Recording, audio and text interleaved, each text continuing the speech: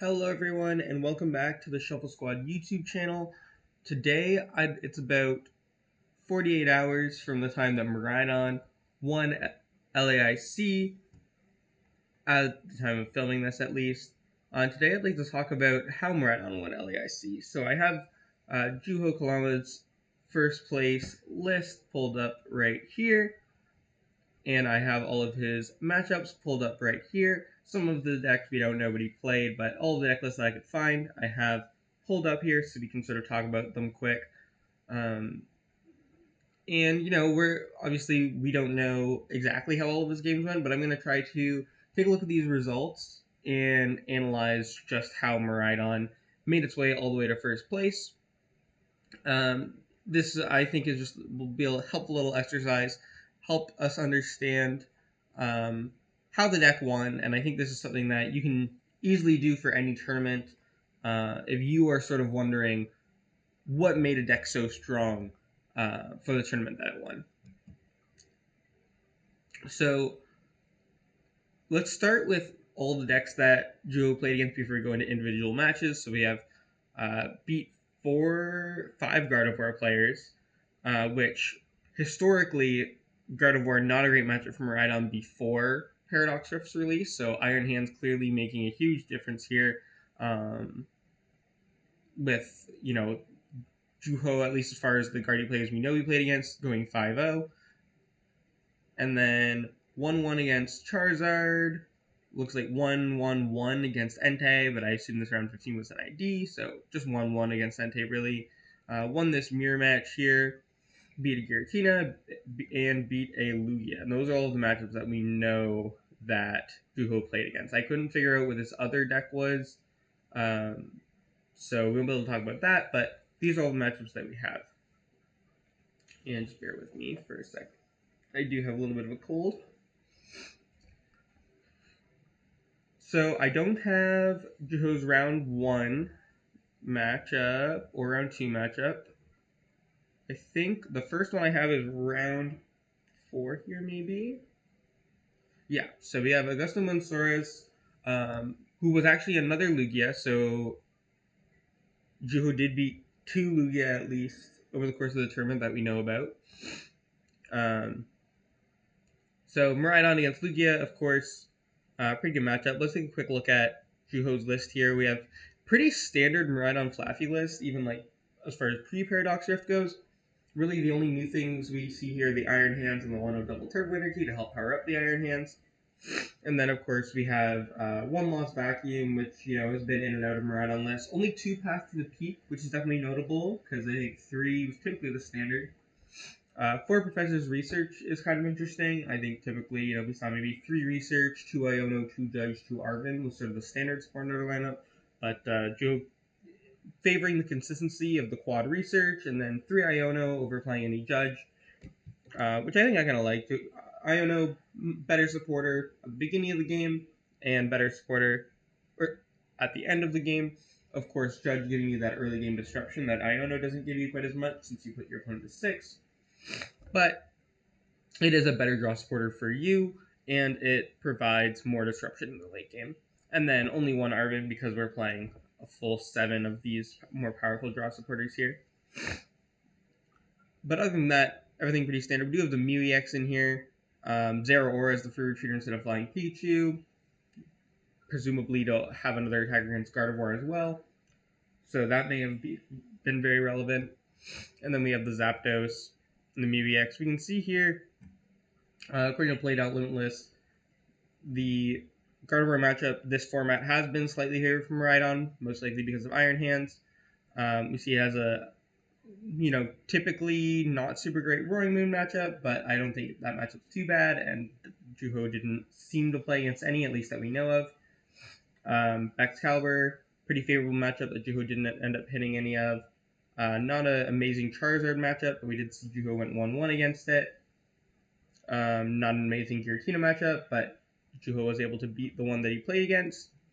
So, yeah, now that we sort of have an idea of the list, looking back at the Lugia list that he beat, obviously, Lugia, pretty good matchup from Miraidon. I really don't see too many ways that this list could change that. we're seeing a pretty standard colorless Lugia list. The primary color variant where they play 1 lightning energy, 1 fire energy, 1 water energy with those earthen vessels. But other than Radiant Charizard, none of those are making too many waves in the Miraidon matchup. So I imagine this was a pretty quick victory for Juho in this matchup. Being able to just one-shot those Lugias, put on a lot of pressure. Maybe we even saw Path to the Peak play a role here at some point with disruption from Iono late game, maybe even to stop Lumineon from finding a boss, or just in the early game to shut off Summoning Star. Pretty easy to see how this list might have lost to the first place Miraidon Flaaffy list. Next we have the round. What round is this? Friedrich was round 5, the round right after. We had playing Charizard. So this list looks pretty well built to deal with Miraidon. Of course, it is the Pidgeot build and not the Babero build of Charizard, which is worth knowing. Because the Pidgeot, of course, is an easy 2 prize cards for a Miraidon. We do have double Lost Vacuum here and double Lost City, so probably didn't have too much trouble with those Paths of the Peaks, but easily, a path could have been found early game and stopped Charizard from evolving if Friedrich didn't find a bump for that path. But with 6 outs and plus the 4 Arven, so about 10 outs, and then you also have Mew to factor in there. Pretty likely that that wasn't a huge determining factor in the matchup. But, maybe Path came into play with Iono late in the game to shut off Pidgeot, stuff like that. This matchup typically isn't super great for Miraidon, but with well-timed Path Iono, maybe a really fast Iron Hands play, and the Mew EX to help one-shot the Charizard EX at the end of the game, can definitely see how this matchup can come together. So I imagine we probably saw Mew EX play a pretty big role here. But it looks like this Charizard player, Juho did lose to. So you can definitely see how this would be a problem for it. Between the 10 outs plus Mew to Path, the Defiance Band, the Turo to potentially heal if that became relevant. This list definitely pretty strong against Miraidon. Just a tough matchup. Miraidon, it's pretty tough for Miraidon to one-shot Charizards, even with the Mew EX. And this list isn't very weak to Path at all. So, we can see it on Friedrich's breakdown here. Even it was just an 0-2 from Juho in this matchup, just because the list is well prepared for Miraidon. Next we have who's this? I think next we actually had Inkoo's playing Gardevoir. So this is not like I said before, typically not that amazing of a matchup for Miraidon, but Juho did go 5-0 against these Gardevoirs, at least the ones that we know he played against, and most likely this is on the back of Path of the Peak and Iron Hands and Zeraora. So Iron Hands providing a lot of pressure.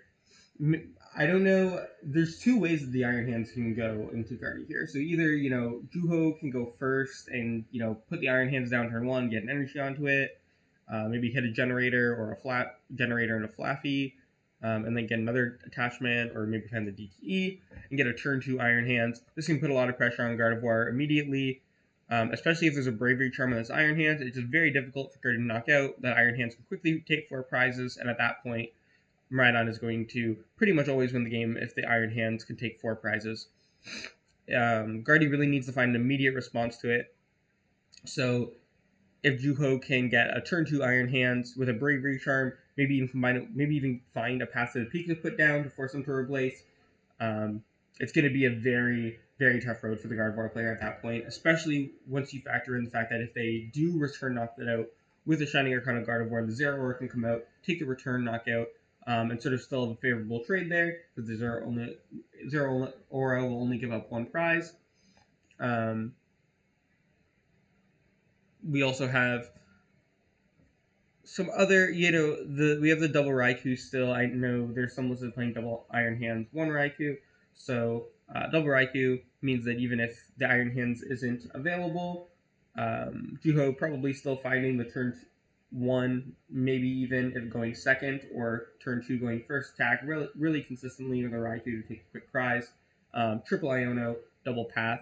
Double Path, obviously, you'd rather have 3 against Guardy specifically, but 2 is probably going to be enough if you can time your Ionos correctly and always have an Iono to play with the Path when you play it, or an Iron Hands Bravery Charm attack with the Path turn 2, being a very dominant way to win that matchup. So easy to see how that matchup was probably won. Now, round 9 and Brent Thomas, we can actually take a look at the specific Gardevoir list. So Brent only having 3 outs to Path here. This was something I noticed a lot in the Gardevoir list that I played against, since I was playing Giratina with triple Path. And very thin stadium bump outs this weekend. I think people weren't expecting a ton of Path, except in like Giratina, so people weren't overly prioritizing playing ways to beat Path to the Peak. But you can see how that can kind of backfire here, even with against like a Miraidon list with only 2 Path to the Peak. I imagine Brent at points probably did have some trouble finding Path outs, especially because 2 of those Path outs are Artisan. So Brent maybe playing, only playing 2 Fog Crystal, maybe needing to rely on that Artisan turn 1 when he had it sometimes to get Raltas out. That means that there might have been less stadium access over the course of the game, and you can easily see how a turn 2 Iron Hands with Path could be really tough to deal with, or even just a late game Path could stick, allowing Juho to win even from an unfavorable position at that point. Next, we have round 10, which was against Wellington. The Entei Valiant deck that also came second. I think this seems to me like it'd be a pretty favorable match for Miraidon. We can take a quick look here. It looks like on Limitless, Entei Valiant has beaten Miraidon more often than not, and this was Juho's second of only 2 losses this tournament was this Entei Valiant list. So maybe not as favorable as I would have originally thought. It is tough to one-shot an Entei. You do need the Zapdos to one-shot it with Miraidon. We don't know what the score was here, but Miraidon certainly has options. The Path to the Peak can be really tough for Entei to deal with. Now this list does have 7 Path outs, so probably never got Path to stick in these games, especially considering the loss. And then we do see pretty reasonable ways to deal with a Valiant Entei. So yeah, I'm crowding up Miraidon and attacking with Zapdos is going to be a key feature, unless they have a full bench, at which point you just attack with Raikou. Iron Hands not really making much waves in this matchup. Really tough to put down. Like, you can really only put down maybe. No, you really can't put down any Mareeps probably, because you need the Zapdos for this matchup always, pretty much, to make sure that you can one-shot the Enteis with Miraidon. And it's going to be easy for them to pick off the Mareep, so you don't want to give them 2 prizes off of those. So you can really only bench the Zapdos, at which point it's going to be harder for you to stream your attackers together. So I can definitely see how this matchup could be tough for the Miraidon player, especially if you get a slower start. Your bench is going to be big too, and your Pokemon have relatively low HP unless they have Bravery Charms on them, so Entei is going to be able to pick up those knockouts a lot. There's also the one of Lost Vacuum to potentially get rid of a Bravery Charm in a really key situation. And the Entei Valiant list also has Charizard as sort of a comeback attacker. This Charizard, especially with double DTE, can attack very quickly as a 1-prizer that can one-shot any of Miraidon's attackers as long as there's no Bravery Charm on it. So I mean, we can see this Charizard come down, as early as turn, as soon as the Miraidon player has taken the first knockout that's not on Radiant Charizard, right? We can see that come down with the DT Magma Basin in one turn. So you can definitely, yeah, it makes sense that this would be a tougher matchup for Miraidon. The path isn't really doing much. You're really just trading 2 for 2. If Miraidon can get the first knockout, I think that you're in a pretty decent spot. But sometimes, especially without those Flaaffies, it can be really tough to stream Miraidon's attackers together. So in a matchup like this, you're much more reliant on how many energy you can actually hit off those generators. So definitely can see how this was a deck that Juho ended up losing to. I probably won't talk too much about the finals match, only because you can just go watch it on stream and look at it there and see how it played out. We do know, of course, that Noah didn't have a very strong start game 1, and then was subject to a double prize penalty in game 3 that probably didn't matter anyways because Juho was pretty far ahead. Was in definitely a favorable position. So, that maybe wasn't the most traditional set though. So you can definitely see how this might be one of the matchups that Juho would struggle against with this specific Miraidon list. Then next round we have Esteban O'Comply's Lugia list. Pretty similar to the one we saw before. This one doesn't play Basic Energy and Earthen Vessel.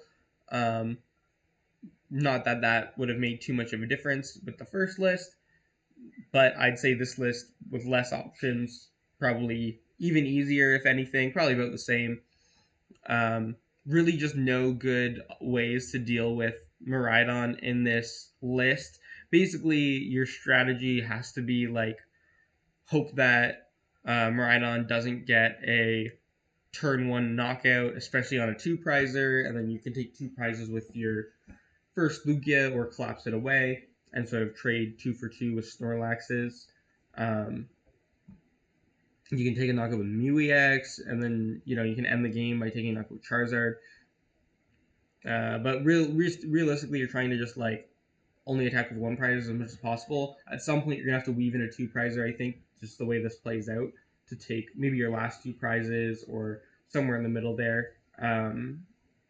So yeah, it's really just not a great matchup for colorless. Miraidon pretty strong against Lugia, especially without the Sojourner that Single Strike Lugia offers. So easy to see how Juho would beat this.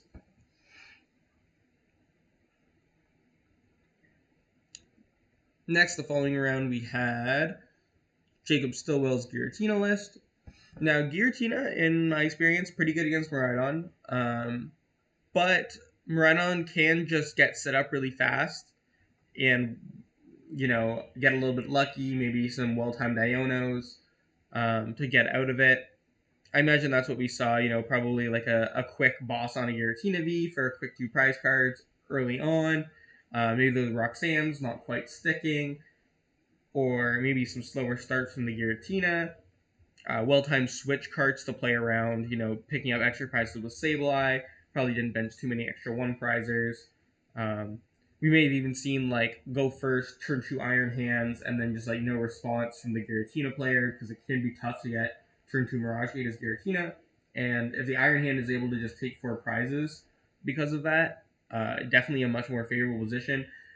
Juho also had the Mew EX, which is an easy way to one-shot a Giratina. I imagine that this was a factor in the games that I've lost to Miraidon with Giratina. That was the Mew EX has been a factor, just because it makes the Miraidon's board so much more threatening. It makes it so much harder to take 4 prizes with 1 Giratina V-Star, which is something that you often are able to do without the Mew EX there. Because if the Raichu is on board, you can counter catcher and knock it out when you attack with the Giratina. And if it's not on board, they can Roxanne and Path, and the Raichu will be tough to be found. But with Raichu and Mew, they can sort of bench both of those. So if you counter catcher one, they can attack with the other. So definitely a losable matchup for Giratina, and I imagine we just saw, you know, maybe the Miraidon draw a little bit better here, maybe get the turn 2 Iron Hands, or maybe just, you know, slow to hit Mirage Gate from Stillwell here. And although it is, I do think, generally a favorable matchup for Giratina, easy to see how that favorable matchup could be lost if just the draws are a little bit too strong on Miraidon, or if those Roxannes just don't stick or aren't found at the right times. Also worth noting that this Lost Vacuum likely came in big here, because Giratina, if it goes first, it gets a turn 1 path. Without the Lost Vacuum, there's no way for Miraidon to ever use Tandem Unit. So likely that this Lost Vacuum was pretty key here in making sure that Tandem Unit could come into effect, even going second against this Giratina player if they got a turn 1 path down. Now,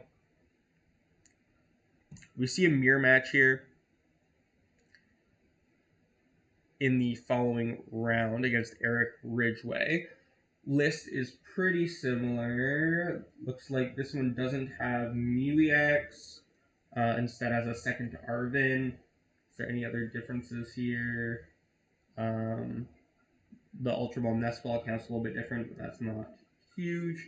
Looks like no switch card in this list, just one switch. And the second switch card has been replaced with the third path of the peak. So it looks like those are the only differences. We have, instead of the fourth Ultra Ball, a second Nest Ball. Instead of the MeWeX, we have a second Arven. Instead of the switch cards, we have a switch and a third path. So, interesting to know, both lists have Lost Vacuum here, so they both can go second into the matchup and still have a way to deal with a turn 1 path. But otherwise, of course, you know, a mirror match is a little bit. I don't think that either list has a huge advantage here. They're very, very similar, and the differences probably weren't too impactful in deciding who won. So, not really too much to comment on there. You know, it's a Miraidon mirror.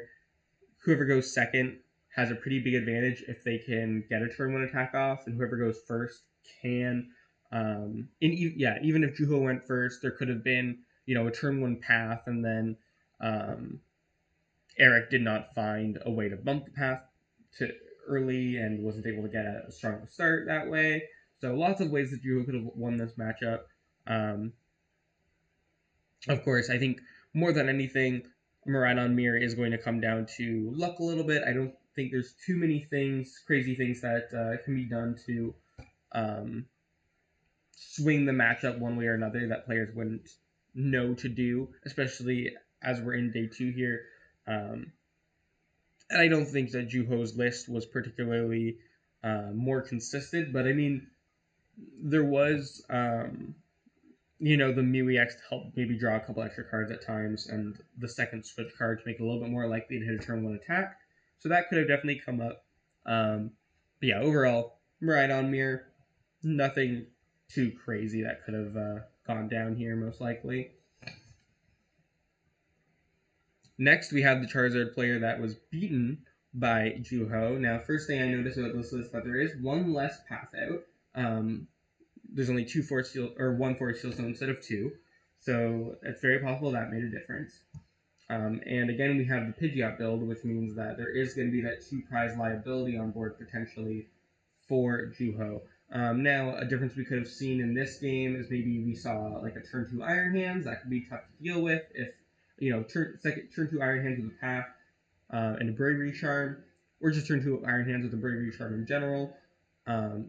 Could easily take 4 prizes, and that could be a way that Miraidon could win this matchup. Overall, this list is pretty similar to the other one that we saw, but you know, maybe the more well-timed pass at the peak in Iono, or like I said, quicker Iron Hands could easily make this a winnable matchup instead of the loss that Juho took earlier, especially with that MeWeX and Raichu both as options to one-shot Charizards. I imagine we saw either like 4 prizes off an Iron Hands, or like 2 prizes off Iron Hands into Raichu into MeWeX. Definitely want to set up double Flaaffy in this matchup if you can, to get that Mew EX powered up really easily at the end of the game, and get your Iron Hands powered up quickly, or maybe even hit 2 Iron Hands using that Super Rod. So definitely easy to see how this matchup could be won from Juho's side. We might have even seen, a knockout with Iron Hands, boss knockout of Pidgeot, and then another knockout with Iron Hands. Lots of ways to prize map this, even if the Radiant Charizard comes into play. Juho did lose to 1 earlier in the tournament, and we looked at the stats do seem to show that Charizard is pretty favored here. So there might have been a little bit of luck involved, maybe a turn 1 path that wasn't bumped to allow the Charizard EX's ability to be shut off and give Juho an extra turn before being in threat of Burning Darkness coming into play. But I'm sure Juho played this matchup very well and knew exactly when to use the Path of the Peaks, when to use the Ionos. Was it maybe able to get the quick Iron Hands with the Bravery Charm to apply a lot of pressure, use the Mew EX at the end of the game, and able to close out a pretty pivotal turning point where suddenly Juho just needed to ID his last round in order to make the top 8 of the Latin American International Championships. Speaking of top 8, we had actually, I missed one list here, so let me go ahead and pull up Matthew Burris's top 8 list. Now, Juho is probably feeling pretty good about this. Did beat 3 Guardy already in the tournament at least, and now he is seeing 2 more in top 8 and top 4. Now, the top 8 list, Matthew Burris's list, looks to me to be, I think, the exact same as Brent Thomason's. Yes, they were playing the exact same 60. So Juho did already beat this earlier in the tournament. We sort of touched on it. Just those only 3 path outs probably playing a pretty big factor here. And then the Iron Hands Bravery Charm early probably also making a pretty big spark here. I did mention before these Averys might be a little bit annoying, but Miraidon typically having Pokemon on the bench that doesn't really need maybe a turn 1 Squawk. Maybe an extra Raikou that wasn't really necessary to have on board. So I'm sure these Averys didn't hurt too much. Maybe even helped Juho clear up the board a little bit. But yeah, easy to see how Juho would beat this deck list the second time in the tournament. It's definitely not one that is built to be played against Path Miraidon with Bravery Charm to Iron Hands. Easy to see how Miraidon would be pretty favored into lists like this. And then we have Kieran Farah's Gardevoir list in top 4. Looks like not too much different. Now, something to note here that is very different is the 1 worker, 1 pal pad, meaning that there are potential of 5 total path outs over the course of the game between the 2 stadium, vacuum, and the potential to play worker 2 times in the game. So that puts Kieran in a much better position than Brent or Matthew Burris were in, with a lot more access to bumping that path at the right times. But ultimately, a turn 2 Iron Hands with a Bravery Charm, for example, would still be pretty overwhelming for Kieran to deal with. I don't know how much, Gardevoir, I think, the strongest thing that Kieran can pull off here is an immediate response to the Iron Hands with Gardevoir.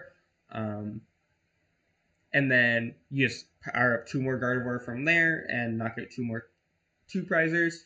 So Gardevoir definitely, traditionally having a good Miraidon matchup and definitely potentially able to win the matchup if they can pull that off. And I imagine Kieran was able to pull it off a little bit easier than the other Gardevoir players that Juho played against because of having more outs to Path of the Peak.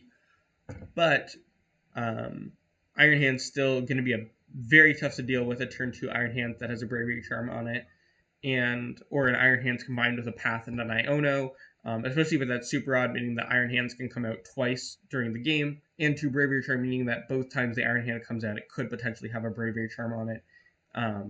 And either of those times it could be paired with Path or like a Path Iono. So, still very tough matchup for Kieran, and easy to see how Miraidon would take that again. Then we have the Iron Valiant list that Noah Sawyer played. I think this list, has the same number of path outs, pretty similar to the other one we looked at. Like I said, I'm not going to touch on this matchup too much because I would recommend just going and watching the final stream. But also, it was a little bit anticlimactic, as Noah did have a pretty slow start game 1 and then have that double prize penalty to ultimately decide the game in game 3. So that's pretty much it to Juho's LAIC run. We have a 5-0 against Guardy. Like I said, easy to see how he won those matchups. 2-0 against Colorless Lugia, another matchup, pretty easy to see. So that's 7 of the 14 wins. Pretty easy to see how those 17 wins came, how those 7 out of 14 wins came. We don't know what 5 of these matchups were that Juho did win to touch on. 4 of them we don't know, because we did know Augusto was in the other colorless league here. And then the other 3 games that were won were by with a mirror, which, of course, not hard to see how you'd win a mirror. And then the Giratina was the only unfavorable matchup, other than the Giratina and the Entei were the only 2 matchups that are unfavorable on paper that Juho was able to win. Giratina, like I said, can just have a slower start, and if Giratina doesn't have a strong enough start, or the disruption doesn't come at the right times or stick, Miraidon definitely can take that, and then had an anticlimactic finals. So the 2 toughest matchups we also had the Charizard that is not a super good matchup for Juho that he did beat. So between 7 pretty favorable matchups, 4 that we don't really know. None of those players made day 2, so we won't have their lists probably unless they post them online somewhere after at some point in the next weeks or so. But we can assume that either maybe Juho had a bit of a higher skill level than some of those players, because they were all players that only played in the first day of the competition. Or they might have been favorable matchups for Juho, or maybe a little bit of luck. So there are lots of ways those matchups could have been won. I'm going to assume that Juho just played well and was able to overcome whatever those 4 decks were. And then 7 matchups where very easy to see how Juho would win those as long as his deck functioned and he piloted it correctly. And then, of course, being able to overcome, a mirror match that might have had a little bit of, luck involved on either side, just because it is a mirror and you expect both players to play pretty well in round 13 of the competition when they have such a high record. And then overcoming that Giratina, Charizard, and Iron Valiant, being able to win 3 matchups that maybe you didn't really want to see coming into the tournament. If you can beat 3 matchups that you didn't really want to hit, easy to see how that could carry you to a win at the end of the day. So that is the journey that Miraidon went on to win the Latin American International Championships. I hope that some of this was insightful for you, or maybe helped understand and evaluate future tournaments, and just like how decks can come to win events. Hitting a string of pretty favorable matchups, and overcoming some your unfavorable matchups, always going to be a route to victory. Huge congrats to Juho Kallama. I'm sure he played very, very well this tournament. Clearly picked a good deck for the tournament. Gardevoir's most popular deck in day 1 and the most popular deck in day 2, and he went 5-0 against it. Entei Valiant wasn't a very good matchup, but also wasn't a very popular deck, and he only had to play against it twice, and he did manage to overcome it when it mattered the most. So, congrats to Juho Kallama. Congrats to Miraidon, as always. I'm a Miraidon doubter, but it impressed me this weekend, and I think it's a lot better than I or many other players give it credit for. So, thank you for watching. Without further ado, I'm going to head out. Everyone, have a good week.